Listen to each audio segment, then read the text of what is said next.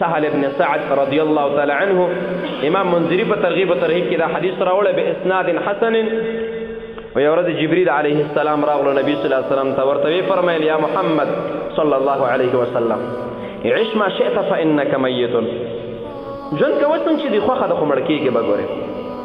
زه تا خپل ورور ته وایم بس تا خوښه ده چې څنګه ژوند کوې نو مونځ کوې که نه کوې، عبادت کوې که نه کوې، خو ګورې مرګ دله را روان دی. ګورې په دې ځان پویه کړه.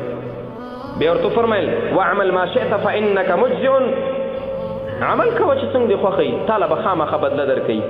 زه خپل ځان ته خپل ورور ته وایم نیکي کې رب العالمین جنت، بدي کې او د رب العالمین رحم درته متوجه نه شو، الله رب العالمین دې موږ او تاسو د جهنم نه وساتي. بیا په الله باندې زورور څوک نشته. او بیا ورته وفرمیل واحبب من شئت فانک مفارق یا فانک مفارقه. څوک چې په دې خلکو کې خوښې کا، خو مینه محبت همیشه نه دی. ګوره جدا کېږي به د پلار او د مور په منځ کې جداوالی، د ښځې او د خاوند په منځ کې جداوالی، د انډیوالانو په منځ کې جداوالی. مقصود دا دی چې د چا د محبت د وجې نه رب العالمین نارضا نه کړي. ګوره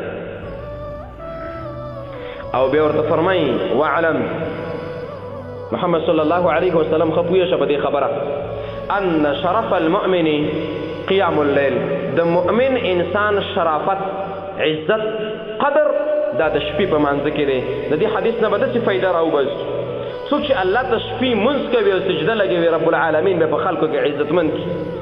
بدن به نه وي، علم به نه وي، مال و دولت به سره نه وي، قومي به ټیټپایه وي، کوټه به نه لري، لیکن الله رب العالمین به د مؤمنانو په زړه کې محبت واچوي او مؤمن د فایدې نه ځان خبر کا. ګورې کله چې دا مؤمن ستا په جنازه باندې ولاړ دی اللهم اغفر له وارحمه وعافه واعف عنه، الله رب العالمین وی بخه یا الله ډېر نیک عمل و.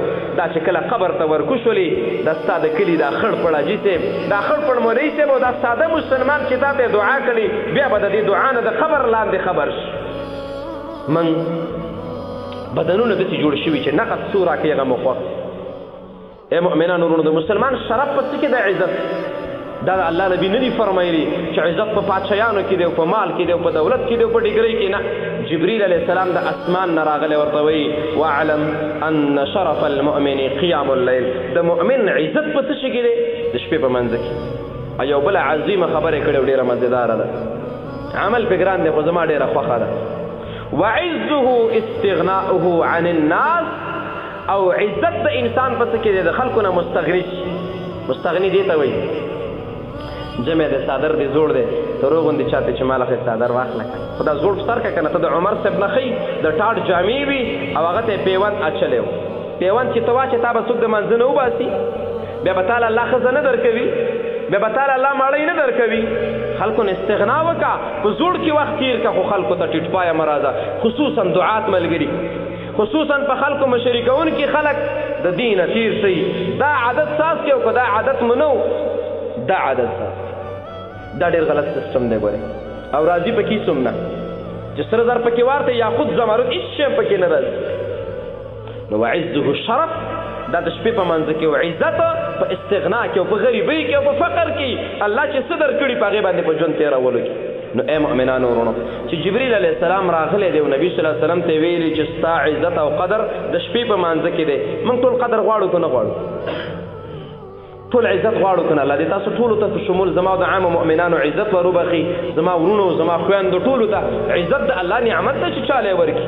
په مسلمانانو کې د خلکو سره مینه پیدا کېدل دا د رب العالمین فضل دی، د هر چا څه نه کېږي. لیکن که غواړې چې مؤمنان دې خوښ کړي، الله دې عزتمند کړي او قدرمند دې کړي، نو زما وروره، زما حاجي صاحب، زما مولوي صاحب، زما مؤمنې خورې، که غواړې چې د عزت دروند څادر در په سر کړی شي، شپې رب العالمین ته سرتوره کښېنه، شپې رب العالمین ته اوښکې تویې کا، لږ د بسترې نه راوځه، لږ د اودس معمولي سوړتوب دا سړهوالی او یخني برداشت کا، خیر دی. ای مؤمنانو ډېر ښایسته عبادت دی، خو ارمان چې په من کې موجود وي. ارمان چې زمونږ په دې جوماتونو کې اذان کېدلی د تهجدو دپاره. نبي صلی الله علیه وسلم به فرمایلی وي ای خلکو د پلانکې صحابي چې اذان وکړي نو روژه مه بندوئ ځکه دا د تهجدو اذان دی، او چې دا پلانکې وکړي نو بیا روژه بندوئ ځکه دا د سحر اذان دی. زمونږ یو مولوي صاحب دی د دې علاقه کې، نو هغه یې ورځ ویل دا شپږمه ټپه دې پکې د کوم ځای نه ویستو. ای مؤمنانو دا ټپې نه دي، باید چې په جومات کې اذان کېږي. دا فرض او واجب نه دی، لیکن دا دومره بیکار او سست هم نه دی چې مسلمانان ترېنه غافل دي. زما مؤمنان ورونو، موږ او تاسو له پکار ده چې د نبي صلی الله علیه وسلم د اتباع د وجې نه، د رب العالمین د رضا د وجې نه او د اسلامي عزت په خاطر باندې الله دا موږ ته راکړی دی چې موږ د شپې لمونځ وکړو.